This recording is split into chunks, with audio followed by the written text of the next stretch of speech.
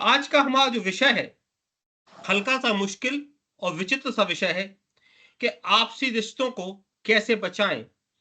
रिश्तों की संवेदनशीलता को कैसे बचाएँ? रिश्तों में जो खटास आ रही है उसको कैसे बचाएँ?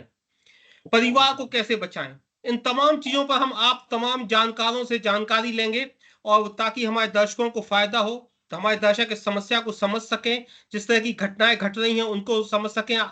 पिछले कुछ दिनों में हुई ऐसी घटनाएँ जो आप सभी लोगों ने सुनी होंगी कि किसी व्यक्ति ने, उसे प्रेमिका नहीं कह सकते क्योंकि कोई व्यक्ति अपनी प्रेमिका के साथ ऐसा नहीं कर सकता, कि एक व्यक्ति ने अपनी साथी महिला के मार डाला, उसके छोटे-छोटे पीसेस करके फ्रिज में रख दिए। एक महिला ने अपने पुरुष साथी के साथ, मैं उसको प्रेमी नहीं कहूँगा क्योंकि कोई प्रेमी के साथ ऐसा नहीं कर सकता, उसको मार डाला और उसके पीसेस बोरियों में रख लिए। तो जिन लोगों के साथ आप रहते हैं, उन्हीं के साथ ऐसा क्या हो जाता है कि आप उन्हें मारने पर आमदा हो जाते हैं? उनके छोटे-छोटे पीसेस करके कोई सूटकेस में रख रहा है, कोई बोरियों में रख रहा है। ये रेयर केस है, ऐसा मैं नहीं मानता कि ऐसा समाज में बहुत हो रहा है, लेकिन कुछ घटनाएँ ऐसी हो रही हैं जो हम तक पहुँच रही हैं, लोगों तक पहुँच रही हैं। तो इस तरह की घटनाएँ क्यों हो रही हैं? भले ये लोग मानसिक रूप से विक्षिप्त ही माने जाएँगे, नॉर्मल मनुष्य नहीं माने जाएँगे, नॉर्मल लोग नहीं माने जाएँगे। लेकिन आप तमाम जानकारों से, आप तमाम लोगों से जो विशेषज्ञ हैं अपने-अपने क्षेत्रों के, मैं इस समस्या को समझना चाहता हूँ, मेरे दर्शकों को समझाना चाहता हूँ और इसके क्या सॉल्यूशंस हैं, उनको उन तक ये बात पहुँचाना चाहता हूँ। तो हमारे साथ सूर्य प्रकाश दीक्षित जी मौजूद हैं, जो समाजशास्त्री हैं, सोशियोलॉजिस्ट हैं, वो एक्सपर्ट हैं समाज के बारे में, समाज के व्यवहार के बारे में समझाने के लिए, समझने के लिए आप भोपाल से हमारे साथ हैं। नीरज जी, सबसे पहले मैं आपसे जानना चाहूँगा कि समाज में जो इस तरह की घटनाएँ घट रही हैं, कि 2 लोग आपस में साथ-साथ रहते हैं, फिर वो एक-दूसरे को मार डालते हैं और प्रेमी के साथ भाग जाते हैं, या एक-दूसरे को मार डालते हैं, दूसरी शादी कर लेते हैं। तो इस तरह की जो घटनाएँ कुछ-कुछ सुनाई दे रही हैं, मैं नहीं कह रहा कि समाज में ऐसा ट्रेंड है, मैं ऐसी कोई सनसनी नहीं फैलाना चाहता, लेकिन जो ये कुछ-कुछ छुट-पुट घटनाएँ हम लोग सुन रहे हैं, ये ऐसी क्यों हो रही है, इसकी वजह क्या है? दीक्षित जी। सबसे पहले आलोक भाई नमस्कार, भाई साहब को और सभी विद्वान जनों को मेरा नमस्कार। महत्वपूर्ण विषय है आजकल। ये सब चीजें हम अपने समाचार पत्रों में, मीडिया के माध्यम से कई घटनाएं देखते रहते हैं, सुनते रहते हैं। समाजशास्त्री दृष्टिकोण से अगर हम बात करें तो रिश्ते मानव जीवन का एक महत्वपूर्ण हिस्सा होते हैं। और यह जो रिश्ता जो होता है, यह व्यक्तिगत दो व्यक्तियों के बीच का नहीं होता।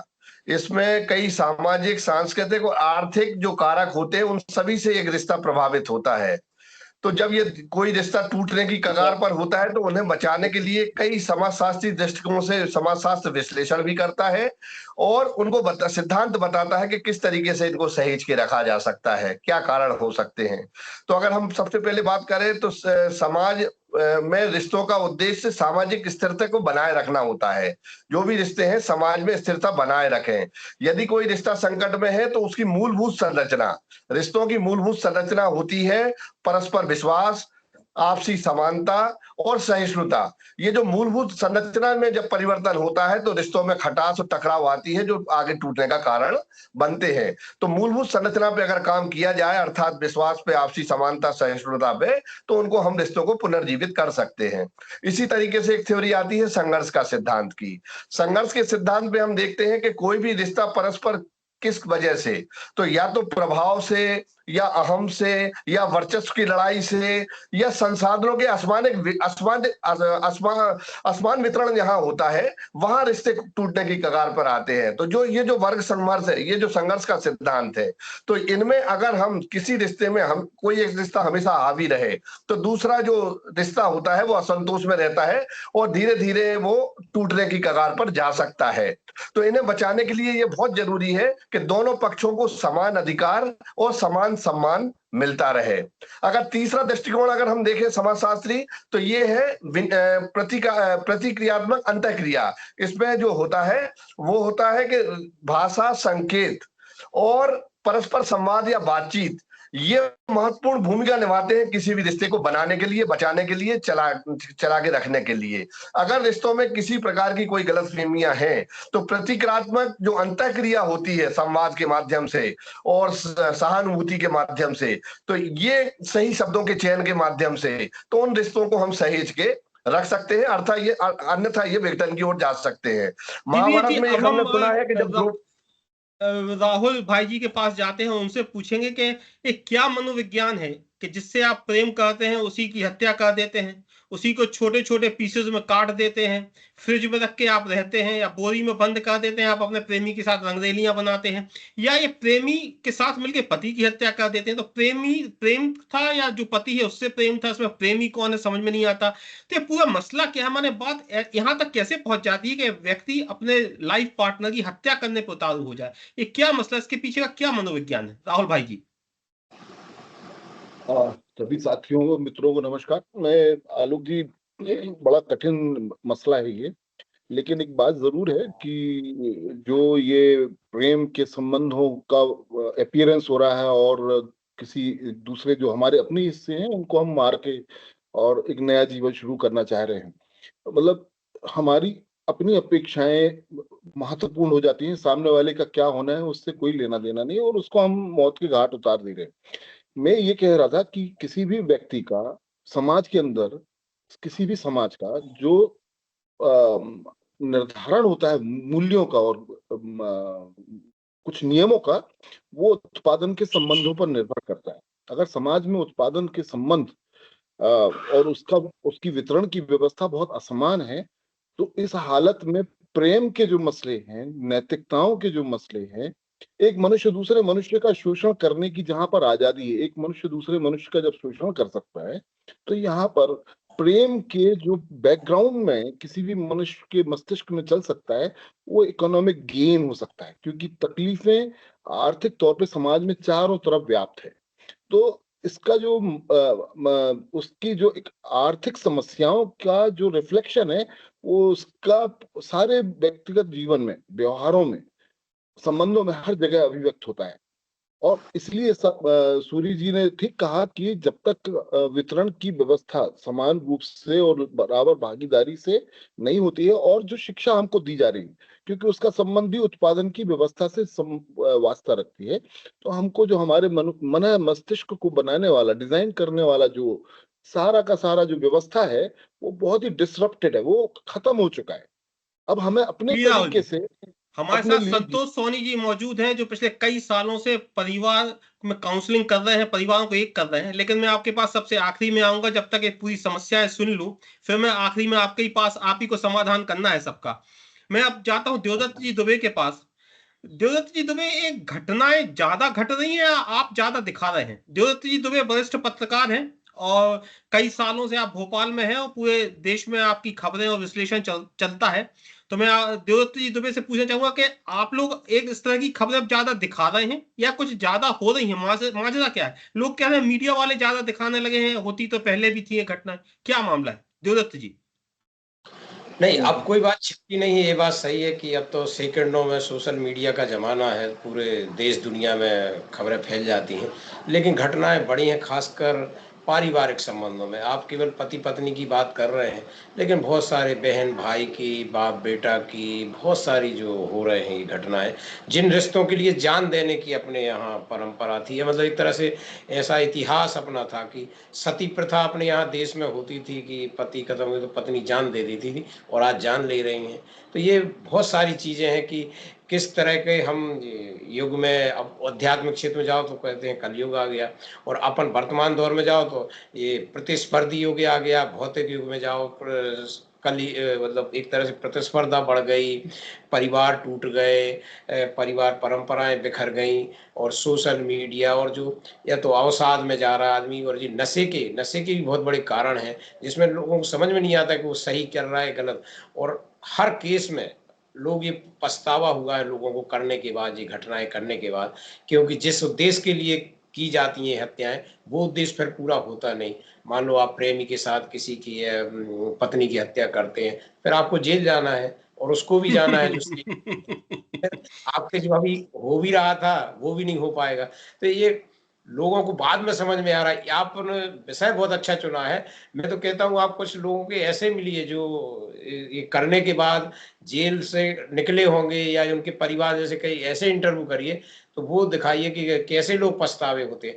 लेकिन वाकई में जो पहले जो परिवार में वो था, आत्मीय भाव था, एक एक एक तरह से ऐसा जुड़ाव था कि जीने मरने साथ रहने, साथ में रहते थे, खाना खाते थे, सोते थे, खेलते थे, लड़ते झगड़ते, सब कुछ। लेकिन एकजुट होकर रहते थे। अब बच्चा हुआ और बस वो पढ़ाई के लिए बाहर चला गया, तो एक जो लगाव होता था वो नहीं होता। और आप इस घटनाओं का यदि अध्ययन करवाएंगे आलोक जी, तो ये भी देखना कि प्रेम विवाह वाले ज्यादा बाद में लड़ते हैं, क्योंकि हम जो हमारी जो परंपराएं थी, जो बनाई गई थी कि शादी, रिंग सेरेमनी, जयमाला, और रात भर जो पंडित जी इतने अटैचमेंट करवा दे, कितने सारी क्रियाएं जो करती, कहीं आप वो मांग भर रहे हैं, कहीं वो डाल रहे हैं गले के, कि मतलब इतनी चीजें, तो वो धीरे धीरे जो अटैचमेंट, जो 7 वचनों की बात होती थी, तो उनका भी कुछ ध्यान रहता था। अब जो होता है सोशल मीडिया पे हो रहा है कि ऑनलाइन प्रेम हो गया, फोटो किसी की लगा दी, बाद में सामने कोई आया, तो ये घटनाएं होनी है। इनकम किसी की बता दी, गाड़ी किसी की बता दी, बंगला किसी का बता, लेकिन जब यथार्थ सामना होता है तो ये सब चीजें होती हैं, और ये विनोद समाज जी में के बहुत पास बढ़ चलते गई। हैं। विनोद फोतेदार जी, ये भी कहा जा रहा है कि जो लोग जितने आधुनिक हैं, जितने पढ़े लिखे हैं, एक जो विकसित समाज है, उसमें इस तरह की घटनाएं क्या ज्यादा घट रही हैं?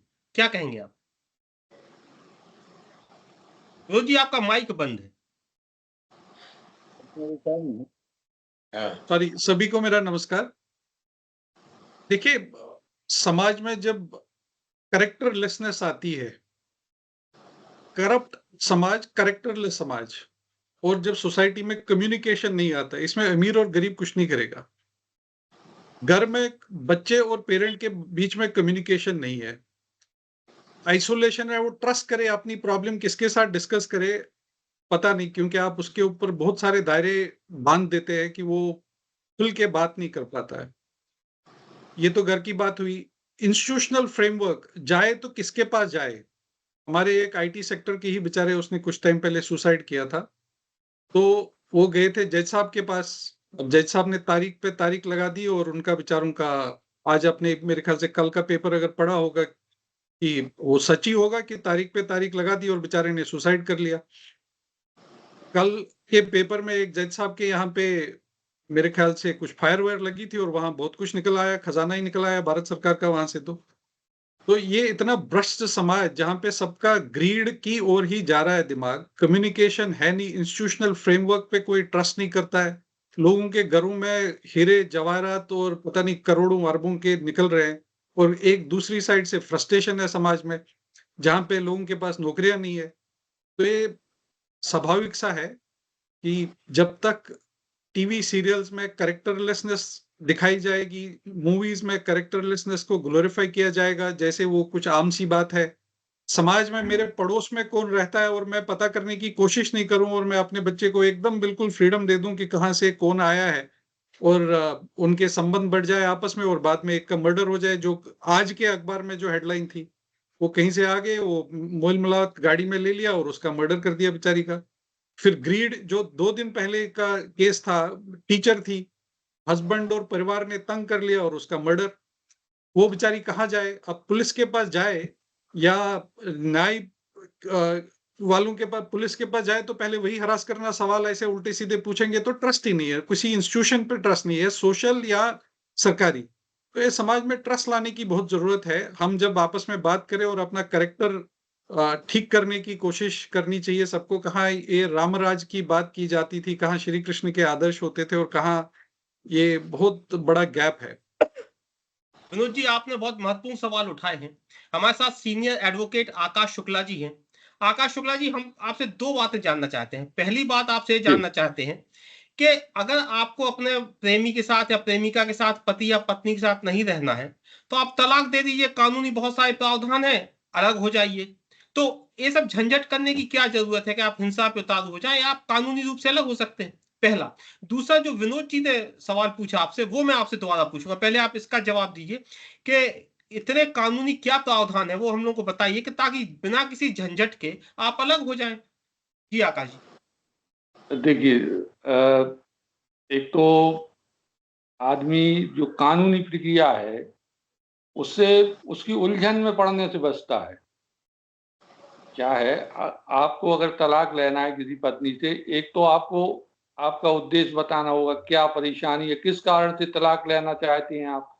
एक्चुअल में पति पत्नी आज के परिवेश में, जो आज के परिवेश में हम लोग कोर्ट में देखते हैं, इतने ज्यादा मामले आ रहे हैं तलाक के, उनके कारण मतलब ऐसे कारण हैं जिनको अपन मतलब उनको ये नहीं कह सकते कि ये तलाक का कारण।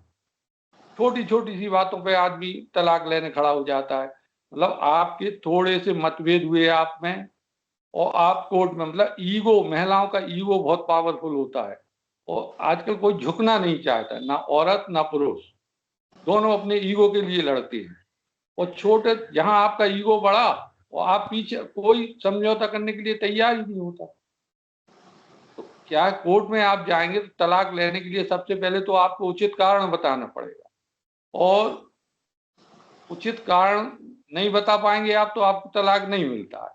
और दूसरी चीज जो आप कह रहे हैं कि ये स्थिति जहां पहुंचती है कि आदमी पति की या पत्नी की हत्या करने तक की स्थिति में पहुंच जाता है, तो ये हम मानसिक रूप से विकृत व्यक्ति ही हो सकते हैं। सामान्य बुद्धि का आदमी यहाँ तक सोच भी नहीं सकता हमारे विचार से।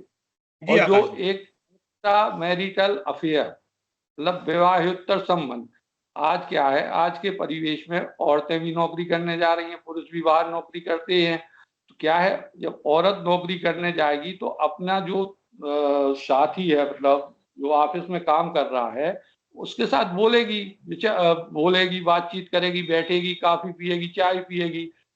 ऐसी स्थिति में क्या होता है, एक सामाजिक दबाव और पति के द्वारा पत्नी पर शक किया जाए कि अब वो तो सामान्य रूप से बैठ रही है कि हमें चाय पीना, जो हमारा व्यवसायिक पार्टनर है वो साथ में कार्य करता है, इसलिए हम उससे व्यवहारिक रूप से बैठ रहा है उसके साथ। लेकिन पति के मन में क्या आ जाता है, उसके उससे संबंध है। और ये छोटी छोटी बातें, छोटी छोटी शक होती है जो एक बड़ा रूप ले लेती हैं। और उसने अपनी पत्नी को मना किया, नहीं मानी, उसने फिर मना किया, नहीं मानी, फिर वो स्थिति कहाँ पहुंच जाती है, कत्ल की स्थिति, भैया उनने हत्या कर दी या ये कर दिया। तो इसका मूल कारण तो यही है, एक्स्ट्रा मैरिटल अफेयर। जी मतलब आकाश जी, आपने बहुत सारी बातें बताई। अब इन तमाम बातों का समाधान के लिए हम संतोष जी के पास जाएंगे, क्योंकि वो पिछले कई सालों से इस तरह का कार्य कर रहे हैं। संतोष जी, आपने सामाजिक कारण सुने, मनोवैज्ञानिक सुने, मीडिया के सुने, आधुनिक समाज के सुने, वकील साहब की बातें सुनी। आपके ऊपर बहुत बड़ी जिम्मेवारी है, इतनी सारी परेशानियां और सलाह का सिर्फ एक, इतनी सारी परेशानियां, समाधान अकेले आप बताइए कैसे समाधान करते हैं इन परेशानियों का। सभी को नमस्कार। मैं सागर से संतोष सोनी मारुति। जी बताइए। विगत 18 वर्षों से परिवार परामर्श में काउंसलर जी संघ शास्त्र सेवाएं दे रहा हूं, और जितना बना सुधार, ये जो अपनी चर्चा हो रही, हमारे सभी सीनियरों ने बहुत ही अच्छा मार्गदर्शन दिया। ऐसे ही सब लोगों के विचार हो जाएं तो ये सब रास्ता अपने आप बन जाए। जड़ है भाई साहब पारिवारिक, जो बच्चों में जो पारिवारिक शिक्षा दीक्षा, ये MA BA वाली शिक्षा नहीं, पारिवारिक शिक्षा दीक्षा जो है उसकी कमी है। पहले संयुक्त परिवार रहते थे, चाची, बुआ, भाभी, ये सबको लड़की या लड़के देखते थे परिवार में। आज एकल परिवार, बच्चे हुए कॉलोनी में रहने लगे, छात्रावास में बाहर पढ़ने भेज दिया, चाहे लड़का हो चाहे लड़की हो। जब वो वहां से पढ़ के आए और उनकी शादी हुई, तो उनको जो पारिवारिक संस्कार मिलना चाहिए, शिक्षा मिलना चाहिए, उसका अभाव है। इन्हीं कारणों से लोगों की जो शादी के बाद, हमारे यहाँ भीड़ लग रही काउंसलर में, 6 महीने हो रहे, 2 महीने हो रहे, तलाक, जरा जरा सी बातें, एक दूसरे को एडजस्ट करके नहीं चल रहे, जीवन का, पारिवारिक विवाह का महत्व नहीं समझ रहे। 7 वचन जो अभी हमारे दुबे जी ने कहा और भी कहा, इनका कोई अर्थ ही नहीं समझ रहे। वो परिवार के लोग बच्चों को टाइम भी नहीं दे पा रहे। जो हमारे बुजुर्ग बार पहले, आज अपन लोगों की शादी हुई, सब हुई, जो अपन लोगों के परिवार में महिला पुरुष को जो शिक्षा दीक्षा मिलती थी, इसका अभाव है। मैं दूसरा, आपसे एक बात और जैसे समझना चाहूंगा संतोष जी, समय कम होता है जी इसलिए मुझे बुरा लगता है टोकना, लेकिन समय कम होता है। सोशल मीडिया जी कितना महत्वपूर्ण है इस तरह की पारिवारिक कलेश के लिए? व्हाट्सएप, रील, ये सारी चीजें जी, कितना आपको परेशानी की वजह लगती? उसको सोशल मीडिया अच्छा भी है बुरा भी है, कि उसको अपन अपनी नजरों से देखें ना। जैसे आज खबरें या मोबाइल गंदा भी है अच्छा भी है, हम तो उससे क्या ले सकते शिक्षा, क्या अच्छाई ले सकते हैं, हमें तो उससे मतलब रखें। आज जी एक और पॉइंट है, जैसे जो कभी घटना में कोई की मृत्यु हो रही, कुछ हो रही, या अब वो कहाँ जाए, ना मायके जा पा रही, ना ससुराल दे पा रही, तो इनके लिए मैंने विगत साल अंतर जातीय 17 विवाह है। इनको विवाह, विधवा को सरकार विधवा नहीं कहती, इनको कल्याणी नाम दिया है। केंद्र सरकार ने इस विधवा बहन को कल्याणी कहा है। कल्याणी योजना संतोष में जी कोई एक जी बात और समझाइए, संतोष जी एक बात और समझाइए। जो वरिष्ठ वकील है जी अपने आकाश जी, जिन्होंने एक बात कही कि जो वर्किंग वुमन जी है, जो महिलाएं बाहर जाकर काम करती हैं और पुरुष जो हाँ, उनमें अविश्वास करता है, इस समस्या को आप कैसे सुलझाते हैं? नहीं नहीं, ये तो पति पत्नी में आपसी विश्वास, प्रेम का अर्थ है। जो विवाह होते हैं, मेन है विश्वास। कहाँ लड़की, कहाँ लड़का, एक दूसरे को जब परिवार से विवाह का संबंध बनता है तो मेन है विश्वास। और विश्वास यदि डगमगाया, जीवन भर वो दोनों सुखी नहीं रह पाएंगे। जी एक बात जो विनोद जी ने उठाई कि आर्थिक असंतुलन भी एक इसकी एक वजह होता है, उसको आप कितना मानते हैं? क्या परेशानी, गरीबी भी दिक्कत है? वो कैसे ही हो भाई साहब, आज पति पत्नी में अपनापन और प्रेम हो, परिवार को लेके चलने हो, तो एक टाइम खाएगा, परंतु अपना परिवार को लेके चलेगा। सबसे ज्यादा तलाक के केसेस कौन से आपके पास आते हैं? सबसे ज्यादा वजह कौन सी होती है? नहीं, हम बता रहे, जरा जरा सी बातों में जो नासमझी है ना परिवारों की। किसी लड़की को जैसे हुआ, उनने कही वो छत पे जाके बात करेगी मोबाइल से, मम्मी आज ऐसा हुआ, तो माँ समझाने की जगह उसको विपरीत भड़काएगी। अब संजय को ऐसा करना, अब सास से ऐसा करना, माने थी इतनी सी बात, वो आ जाएंगे इतनी बढ़ गई। जी। अब हमारे पास समय की कमी है, मैं तो अब दूसरे राउंड की शुरुआत करता हूं। उसमें आपके पास सिर्फ 2-2 मिनट होंगे, क्योंकि ताकि हमारा समय कम हो सके। नीरज जी, सूर्य प्रकाश दीक्षित जी, जो एक महत्वपूर्ण बात सामने आई, जो कि संतोष सोनी जी कह रहे हैं कि जो एक सामाजिक परिवेश था, जो समाज एक परिकल्पना थी, वो अब टूट रही है। पहले माँ जो है वो कहती थी कि थोड़ा सहन करके चलो घर में। अब सोशल हम्म, मीडिया के जरिए जो तुरंत रिपोर्टिंग होती है घर में, वो इसको एक महत्वपूर्ण बात बता रहे हैं, और संयुक्त परिवारों का टूटना भी एक महत्वपूर्ण बात बता रहे हैं, जो आपसी रिश्तों में एक खटास आ रही है। आप इसको किस तरह से, इसका सॉल्यूशन क्या देखते हैं? क्योंकि दूसरे राउंड में हम कोशिश करते हैं कि सॉल्यूशन निकले, तो आप समाजशास्त्री होने के नाते क्या सॉल्यूशन इसका देखते हैं? आपका माइक बंद है नीचे।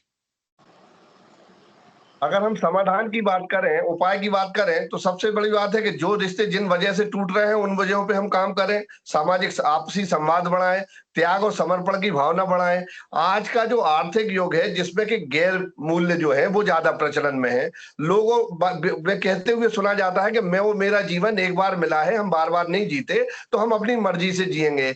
आजादी के नाम पे जो सोशल मीडिया में जो कई प्रकार का एक्सपोजर है, अच्छा बुरा दोनों, तो उनमें वो देखते हैं कि किस तरीके से लोग एकाकी जीवन जी रहे हैं, अपना जीवन जी रहे हैं, मैं और मेरा। और यहाँ पे बात आ रही है सामाजिकता की, जिसमें समाज एक परिवार में, विवाह में, रिश्तों में एक नियंत्रण भी देता है, एक मर्यादा देता, नियंत्रण देता, जिन नियंत्रण के माध्यम से ये बंधे रहते हैं वो नियंत्रण खत्म हो रहा। उन नियंत्रण वो क्या है? एक दूसरे के प्रति त्याग और समर्पण और सहानुभूति और समय देने का भाव, अधिकार दोनों को बराबर देने की बात है। तो दोनों को, अगर एक भी रिश्ते को अगर कहीं अधिकार कम या ज्यादा वर्चस्व की लड़ाई होती है तो टूटने की कगार पे जाते हैं।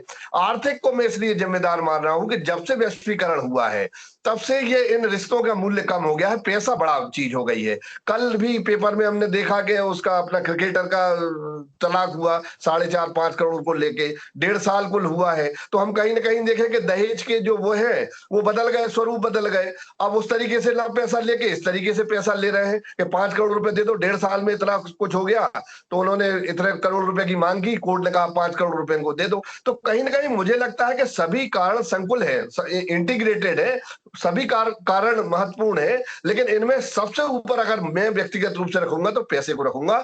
आज जो बढ़ती महत्वाकांक्षा औरत, और पहले कभी हमारी माताओं बहनों ने कभी ये नहीं पूछा मेरे नाम पे क्या है, मेरे परिवार में मुझे क्या मिलता है, मेरे नाम मेरा क्या होगा। वो ये विश्वास और भरोसा लेके चलते थे कि परिवार का जो है वो मेरा है। लेकिन आज जो शिक्षा दी जा रही है वैश्वीकरण में कि पैसा आपके पास क्या है, कल के दिन ये छोड़ दें तो आपके पास क्या होगा, ये भावना बीज के रूप में धीरे धीरे दी जा रही कि कल के दिन ये छोड़ दें, कल के दिन इनके साथ कुछ ऊंच नीच हो जाए तो आपका खुद का स्टैंडिंग क्या है। तो मुझे लगता है कि सभी कारण महत्वपूर्ण है, लेकिन उसमें आर्थिक सर्वोपरि सबसे ऊपर है। एक रहीम जी का जैसी एक दोहा मुझे बार बार याद आ रहा है, और मैंने आज उसको इसलिए केवल मेंशन करना चाहता हूं कि ये महत्वपूर्ण कड़ी है।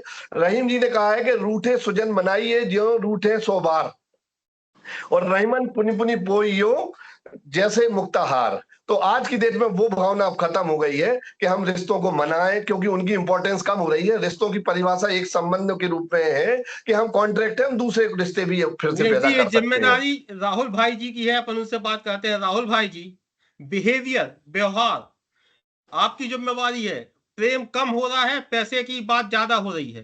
प्रेम कम हो रहा है, सूर्य प्रकाश जी कह रहे हैं आपसी जो क्या कहेंगे उसको, सहयोग या कॉन्फिडेंस, क्या कहानी थी आपने जो शब्द कहा था, जो एक्सचेंज या व्यवहार जो परस्पर एक्सचेंज व्यवहार होता है, संवेदनाओं का, सहयोग का, वो व्यवहार एक तरफा हो रहा है। जो मूल रिश्तों की जड़ है, परस्पर व्यवहार खत्म हो रहा है, प्रेम खत्म हो रहा है, पैसा हावी हो रहा है। कैसे व्यवहार बदलेंगे समाज का?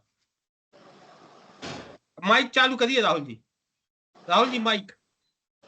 हाँ सॉरी, ये सूर्य प्रकाश जी ने बड़ी काफी विवरण के साथ कुछ मनोवैज्ञानिक मामलों पर भी रोशनी डाली है। लेकिन ये इसमें एक सच्चाई ये जरूर है कि अगर आप इसमें इस समस्या के समाधान की दिशा में बढ़ना चाहते हैं तो हमारे लक्ष्यों का स्पष्ट होना बहुत जरूरी है। हमारे समाज में किसी भी इंसान के जो भी लक्ष्य हैं वो यूनिफॉर्म नहीं है। हमें अगर समाज गंदा दिख रहा है, तकलीफें गंदी दिख रही हैं, परेशानियां हैं, तो हम अपना विवेक उस दिशा में नहीं ले जा पाते हैं कि हम और लोगों को एक साथ ला करके इस व्यवस्था को बदलने की सोच बनाए। व्यवस्थाओं का प्रभाव हर एक व्यक्ति के मन स्थितियों पर पड़ता है, ये पहले भी तय हो गया। तो उस व्यवस्था को बदल करके ही किसी के भी मन स्थिति को बदलना ज्यादा आसान होगा। और ये बृहद सवाल है, ये छोटा सवाल नहीं है। व्यवस्था को बड़े स्तर पर सोचना, उसके बारे में सोचना, उसको बदलने की दिशा में सोचना। क्योंकि इन्होंने, हमारे जो साथी है सूर्य प्रकाश जी ने, आर्थिक मामले को बहुत महत्वपूर्ण माना है। और ये सच्चाई भी है कि हर मौके पर, हर मामले में, आप घर से कितना ही अच्छा मन मस्तिष्क हो आपका, अगर आपके जेब में 1 रुपया नहीं तो आप घर से बाहर नहीं निकल सकते। आपके पास इतनी ज्यादा स्थितियां खराब हैं बाहर की कि आपको कोई खाने को नहीं देगा, पानी पीने को नहीं देगा। तो व्यक्ति के ऊपर एक व्यवस्था का प्रभाव होता है, और उस व्यवस्था को बदल करके ही व्यक्ति के अंदर नए प्रभाव, नई चीजें पैदा की जा सकती हैं, और नए किस्म के संबंधों को डिजाइन किया जा सकता है। और स्कूल की दिशा, बच्चों की दिशा, बचपन से कॉलेज तक पहुंचते पहुंचते सारी परिवर्तन हो सकते हैं।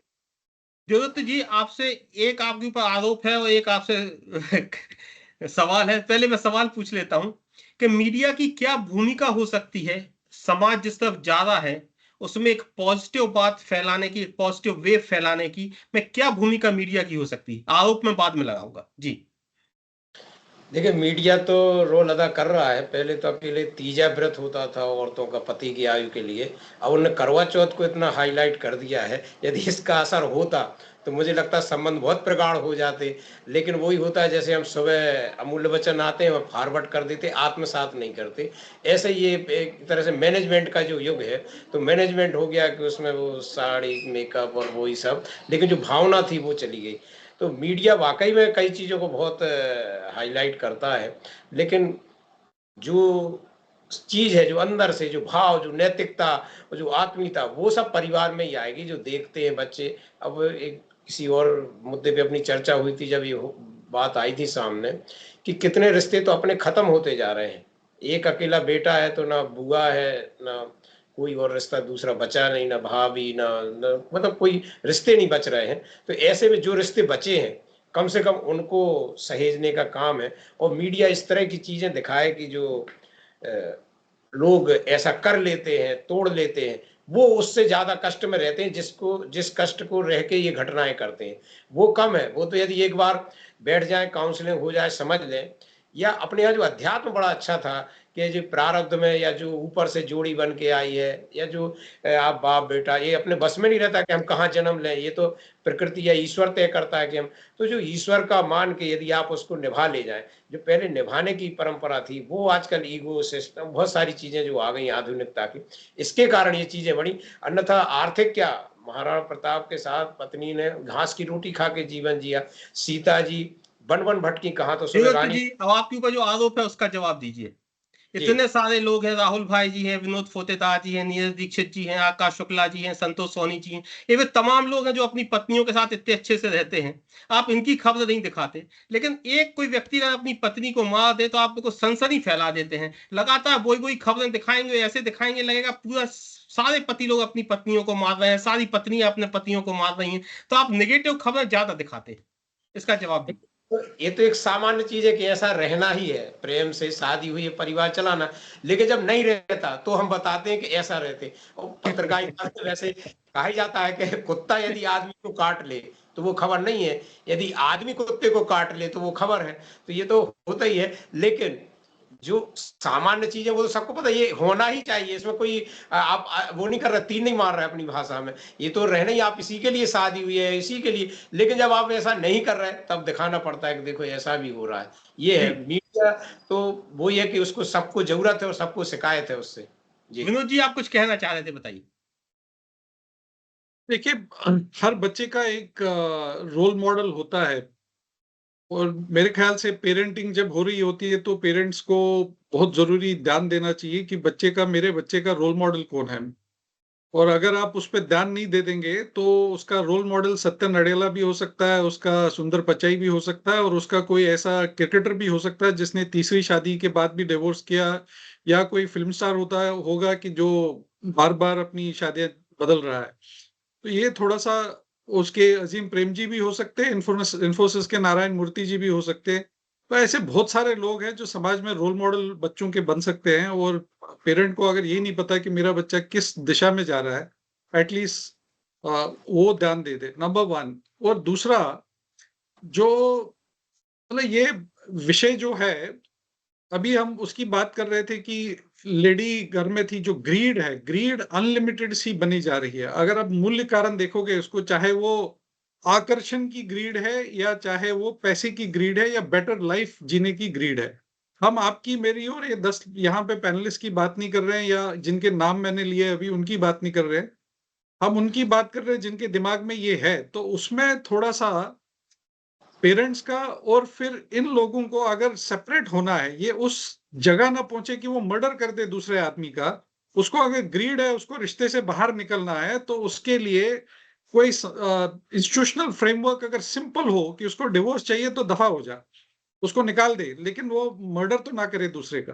तो ये इंस्टीट्यूशनल फ्रेमवर्क बनाने की बड़ी जरूरत है, क्योंकि ग्रीड तो रहेगी, उसको आप कितना कंट्रोल करेंगे, आप सब कुछ कर लीजिए, लेकिन फिर भी ग्रीड रहेगी। तो ये ग्रीडी लोगों को जितने भी दर्शक हैं, इजी जितने तरीका दे देंगे पैनलिस्ट बाहर हैं, जाने का, तो वो निकल जाएंगे। मैं जितने भी दर्शक हैं और जितने पैनलिस्ट हैं, विनोद जी कश्मीर के रहने वाले हैं और बहुत अच्छी अंग्रेजी और कश्मीरी जानते हैं, लेकिन हिंदी में उनको कुछ प्रॉब्लम है, तो कई बार वो ऐसे शब्दों का इस्तेमाल करते हैं जिनको सुन के आपको थोड़ा गुस्सा आएगा, लगेगा कि ऐसा क्यों बोल रहे हैं। लेकिन उनकी मंशा नहीं रहती है, वो शब्दों की वजह से कभी कभी वो ऐसा शब्द इस्तेमाल करते हैं। हमारे साथ शारदा दीक्षित मैडम है, जो एजुकेशन की दुनिया में दिल्ली में बहुत लोग उनको जानते हैं। आप प्रिंसिपल रही हैं, आप गुरु रही हैं। तो हम सबसे पहले आपको ज्वाइन करना चाह रहे थे, लेकिन कुछ टेक्निकल प्रॉब्लम ऐसी आई कि मैडम सबसे लास्ट में आ पाई। तो हम लोगों की किस्मत खराब थी कि बहुत ज्यादा बात हम लोग मैडम से नहीं कर पाएंगे, समय की कुछ कमी है। लेकिन फिर भी मैं कोशिश करूंगा कि छोटे छोटे 2 सवाल मैडम से पूछूं। मैडम, हम लोग जो समस्या पे डिस्कस कर रहे थे कि किस तरह से आपसी रिश्ते इतने खतरनाक हो जाते हैं कि लोग एक दूसरे, आपने कई खबरें देखी होंगी कि हत्या पे उतारू हो जाते हैं। तो मैं आपसे जानना चाहूंगा कि क्या कहीं पारिवारिक परवरिश में कमी है, शिक्षा में कमी है, सामाजिक स्थितियों में कमी है, परेशानी कहाँ हो रही है कि अब हमारे पति पत्नी के आपसी रिश्ते उतने मधुर और उतने अच्छे नहीं बचे हैं? मैडम शारदा दीक्षित जी। सभी को नमस्कार। एक्चुअली कुछ टेक्निकल प्रॉब्लम से मैं लेट ज्वाइन कर पाई, लेकिन जो सवाल आपका है कि किस तरह से आज मानवता शर्मसार हो रही है, रिश्ते शर्मसार हो रहे हैं, चाहे वो पति पत्नी का है, चाहे बच्चों का है, माँ बाप का है। एक्चुअल में प्रॉब्लम सोशल है और उसका रिफ्लेक्शन इंडिविजुअली होता है। Social problems which we are facing around, आजकल हालात ये हैं कि हमारे बीच में जो आदर्श प्रस्तुत किए जा रहे हैं, आप देख रहे हैं कि हमारी संसद में कितने क्रिमिनल्स बैठे हैं। बच्चों को या हमारे यंगस्टर्स को क्या दिखता है कि कुछ भी करेंगे बच निकलेंगे। जो नामी गिरामी रेपिस्ट हैं, मर्डरर्स हैं, वो पैरोल पे रोज छुटे रहते हैं और जो ईमानदार लोग हैं वो सफर करते हैं। तो लोगों को जो आदर्श मिल रहे हैं आज के यंगस्टर्स को, वो यही मिल रहे हैं कि पैसा और अपनी मनमानी, अगर हम कहीं किसी पोस्ट पर पहुंच जाए, किसी रुतबे पे पहुंच जाए और हमें कोई बचाने वाला हो, तो whatever we want to do we can. तो ये जो एक सिस्टम बन गया है, इस सिस्टम के परिणाम स्वरूप ही रिश्तों में ये कड़वाहट, ये दरार और ये मतलब मर्डर जैसी कहानियां बन जाती हैं। क्योंकि जब हम चारों तरफ वातावरण ऐसा देख रहे हैं कि यहाँ पर किसी अपराधी को सजा ना होकर सीधे साधे इंसानों को सजा होती है। बचने के हजारों रास्ते। वकीलों का काम ये नहीं है न्याय दिलाना, वकीलों का काम ये है कि लाखों रुपए अगर किसी को फीस पे करने को है तो वो उसे बचा लेगा। आप कितने निर्दोष आदिवासियों को या एक्टिविस्ट को या हमारे रिपोर्टर्स को आप जेलों में सड़ते हुए देख रहे होंगे, लेकिन जो अपराधी हैं वो रोज पैरोल पे छूटकर और सत्ता को सहयोग कर रहे हैं, चुनाव में वोट बटोरने के काम आ रहे हैं। भले ये सुनने में कड़वा लगे, भले ये एक राजनीतिक स्टेटमेंट लगे, लेकिन ये जिंदगी की सच्चाई है। सामाजिक व्यवस्था इस तरह से तार तार हो रही है। आप देख रहे हैं कि इसका सॉल्यूशन क्या है? आप इसको पारिवारिक रूप से इसका सॉल्यूशन क्या बताती? सॉल्यूशन ये है कि हमारे सामाजिक जीवन मूल्यों को पुनर्स्थापित करने की जरूरत है और बिना एक बड़े सोशल चेंज के, हमारे सोशल एक्टिविस्ट जैसे राजा राम मोहन राय का ले लीजिए, या ज्योतिबा फुले, सावित्रीबाई फुले, या ईश्वर चंद्र विद्यासागर, या यहाँ तक कि रिवोल्यूशनरीज को ले लीजिए, उनके आदर्श कौन थे? उनके आदर्श अगर भगत सिंह की बात करें तो करतार सिंह सराबा थे, जो जीवन की कुर्बानी देने के लिए, खुद के लिए नहीं, किसी को सजा, किसी को मौत के घाट उतारने की बात करते थे। वो देश के लिए, राष्ट्र के लिए, समाज के लिए खुद की कुर्बानी देने की बात सोचते थे। तो आज इन आदर्शों को समाज में पुनर्स्थापित करने की जरूरत आन पड़ी है, वरना एक समाज इसी तरह दिग्भ्रमित रहेगा, रिश्ते ऐसे ही तार तार होते रहेंगे, परिवार ऐसे ही टूटते रहेंगे। ये कसूरवार हम लोग हैं, ये सामाजिक व्यवस्था है। जिस व्यवस्था में हम जी रहे हैं वो व्यवस्था आज अपराधियों को सम्मानित करती है। आज शर्मनाक स्टेटमेंट, आज शर्मनाक एक डिसीजन आप देख रहे होंगे कि मैडम आपकी बात पर हम आते हैं। अभी वरिष्ठ वकील है हमारे साथ आकाश शुक्ला जी। आकाश जी, क्या ये सिस्टम का फेलियर भी एक वजह है कि जो मैडम बता रही है, इस वजह से परिवारों में एक कड़वाहट आ रही है? आकाश शुक्ला जी, एक इलाहाबाद की कल का ही डिसीजन ले लीजिए ना कि मैं आता हूँ आपके पास। जी मैं आता हूँ। जी आकाश, देखिए, जो सामाजिक कड़वाहट है उसका मूल कारण तो जैसा हमारे काउंसलर साहब ने बताया कि एकल परिवार। क्या होता था, पहले ज्वाइंट फैमिली रहती थी, हम आप भी रहे हैं ज्वाइंट फैमिली में, शायद थोड़ा बहुत हमने भी देखा है ज्वाइंट फैमिली को। तो हम जो बात अपने पिता से नहीं कर पाते थे वो हम अपने दादा से बोल देते थे, दादी से बोल देते, समस्या सॉल्व हो जाती। अब क्योंकि एकल परिवार है और पति पत्नी में कोई चीज हो रही है तो वो एक व्यक्ति अंदर ही अंदर कुड़ता रहता है और वो एक प्रकार से मानसिक रूप से बीमार हो जाता है। और उसकी परिणति कहाँ आती है? जो आप समाज में देख रहे हैं कि पति ने पत्नी की कत्ल कर दी, या पत्नी ने पति की कत्ल कर दी, या पति ने पत्नी की कत्ल कर दी। तो ये एक मानसिक बीमारी की स्थिति जब ले लेती है एक व्यक्ति का दिमाग, तो ये इस स्थिति में पहुंचता है। हालांकि इसका बहुत कम परसेंटेज है और ये मानसिक रूप से विकृत लोग ही ऐसा कर सकते हैं। जी, और जहां तक आपका मैडम का कहना है, तो हर व्यक्ति का अपना काम होता है और वो अपना पेशा करता है। पत्रकार है, उसको जो ठीक लग रहा है वो, मतलब जो उचित समाज में वो दिखा रहा है। अब वकील का पेशा ही, वकील के पास तो अपराधी लोग आएंगे तो उन्हीं की वकालत करते हैं। नहीं आकाश जी, आप इसे बुरा मत मानिए। वो मैडम एक जनरल बात कह रही थी, वो पूरे एक सामाजिक जो संरचना है उसको बात कर रही थी। आप इसमें दिल पे मत लीजिए, वो एक सामाजिक बात कह रही थी। संरचना का ही भाग है ना। जी जी, चलिए मैं संतोष जी के पास जाता हूँ। संतोष जी, आखिरी में जो सबसे तमाम बातें आती हैं वो आपके ही पास आती हैं आप अगर हम आपसे पूछें कुछ 2-4-5 बातें बताइए हम लोगों को आखिरी में कि जिससे समाज के रिश्ते अच्छे हों। आपका इतने साल का अनुभव है, कुछ 2-4-5 बातें बताइए जो हमारे दर्शक इस प्रोग्राम को देखें तो उन तक ये बातें पहुंचे आपकी। हमारे सभी भाइयों ने भी बहुत अच्छे सुझाव दिए हैं। उन्हीं में मेरा छोटा सा सुझाव है कि जो संयुक्त परिवार, अब तो एक में नहीं रह सकते क्योंकि सब अलग-अलग लोग रहेंगे, परंतु अपने त्योहार पर, कोई परिवार के अवसर पर हम लोग बैठें, अपने बुजुर्गों के पास, अपने फूफा के पास, चाची के पास बच्चों को बिठा लें, अपने परिवार का बताएं, दादाजी ऐसे थे, पापा ने ऐसी शादी की, हम लोग ऐसे आपको पढ़ाया, इतनी मेहनत की। माने बच्चों में जो पारिवारिक एकता की बात है, अपन वो करें, चाहे वो लड़का हो चाहे लड़की हो। उनको परिवार का थोड़ा भय भी रहे कि कुछ गलत ना हो। जैसे अपने पहले सामाजिक रहता था, किसी ने कोई गलती किया उसको समाज से बंद कर देते थे, लोगों में भय था, कोई गलत नहीं करते थे। आज ये सब बातें किसी भी समाज में बंद हो गई। लोगों को किसी प्रकार का समाज का भय नहीं, कानून का भय नहीं, परिवार का भय नहीं, माता-पिता का भय नहीं। ये हमें धीरे-धीरे उनके भय नहीं, उनमें एक आत्मीयता की भावना जगाना पड़ेगी कि बेटे तुम ऐसा करोगे तो तुम्हारा पूरे परिवार को, तुम्हारी बहन को, तुम्हारे इनको ये होना पड़ेगा। आज बच्चों में शिक्षा डालना है, वो भी एक अपनापन की बात कह के। आज स्ट्रिक्ट करोगे, डाँटोगे, गलत कदम उठा लेंगे। बच्चों में कैसे ही अपने परिवार, अपने परिवार के संस्कारों को उनमें प्रेम से, कभी अपन बच्चों को टाइम दें, बुजुर्गों के साथ बैठें, कोई त्योहार पावन, कोई परिवार का अवसर है, छुट्टी लेके जाएं, कम से कम 4 दिन रुकें, बच्चों को लगे ये हमारा पूरा परिवार है। आज बिल्कुल घंटे भर को लोग शादियों में जाते, मिलते जुलते हाथ मिला के चले आते, माने बच्चों को कोई मालूम ही नहीं कि हमारा परिवार, हमारा बैकग्राउंड कैसा रहा। हम सबसे जी यही कहते हैं अपने अपने समाज में, मैं भी जैसे अपने सोनी समाज में जहां जाता हूं, अन्य बातें ना कह के अपने संयुक्त परिवार की जो अपने वातावरण है, सोनी समाज या और भी, इनको सुधारने की बातें करते हैं। बच्चे सुधर गए, बच्चों में अपने सांसारिक परिवार के लक्षण आ गए तो अपना पूरी पीढ़ी दर पीढ़ी सही हो जाएगी। जरा सा कोई एक भी गलत निकल जाएगा तो पहले उसके बाप दादों के भी नाम लेते ही उस परिवार का है, उस समाज का है।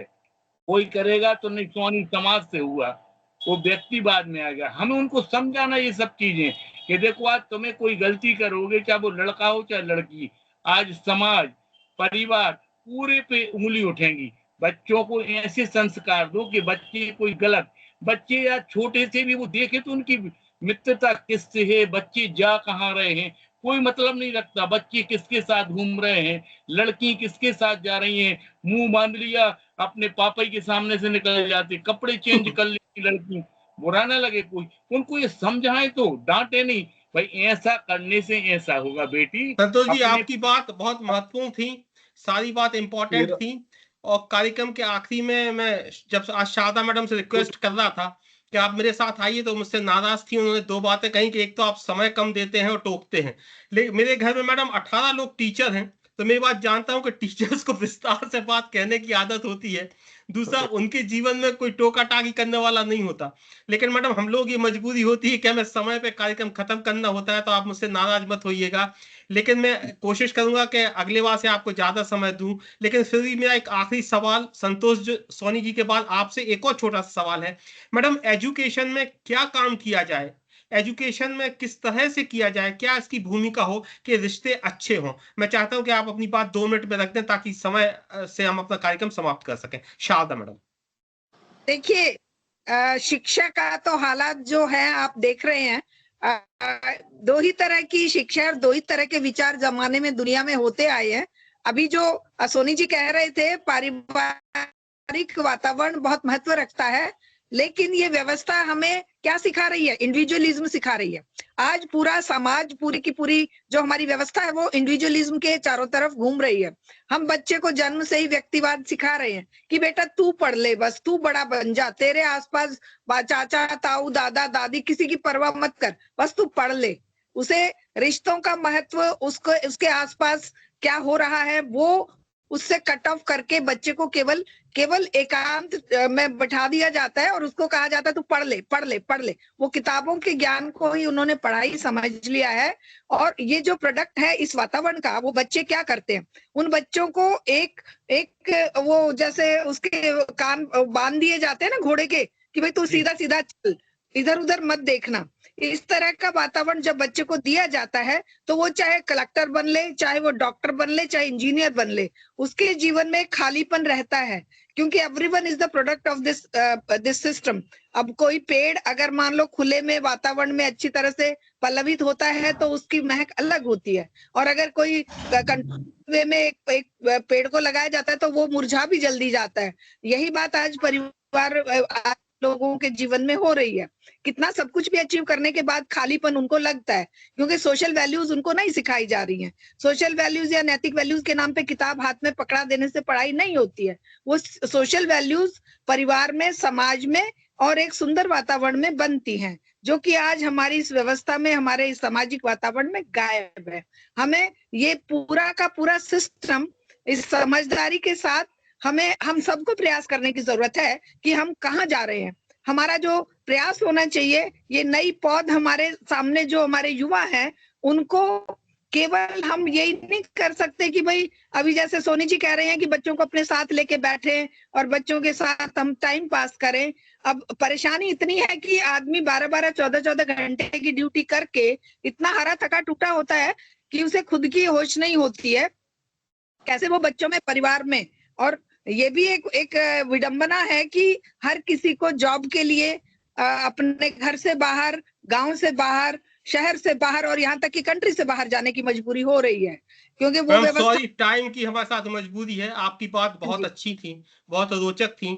मैं शायद भाग्यशाली हूं कि जितने पैनलिस्ट आज मैंने बैठा ले थे, आप सारे लोग इतनी रोचक बातें कर रहे थे, इतनी महत्वपूर्ण बातें कर रहे थे कि लगता है एक कार्यक्रम खत्म ना हो, थोड़ा सा और आगे चलता जाए, लेकिन समय की मजबूरी है। इसलिए मैं आप सभी लोगों से माफी चाहता हूं कि इसको हम रैप अप कर रहे हैं। और मैं आप लोगों से आभार भी जताता हूं कि आप लोगों ने जो इतनी महत्वपूर्ण जानकारी हमारे दर्शकों को दी, जिसके फीडबैक हम आप लोगों को भेजेंगे। मैं बहुत बहुत आभारी हूँ, बहुत बहुत धन्यवाद आप सबको अर्पित करता हूँ। और मैडम से मैं रिक्वेस्ट करूंगा कि मुझसे वो नाराज ना हो, उनके लिए आज समय कुछ कम रहा। बाकी सब लोगों के लिए बहुत बहुत धन्यवाद, आभार।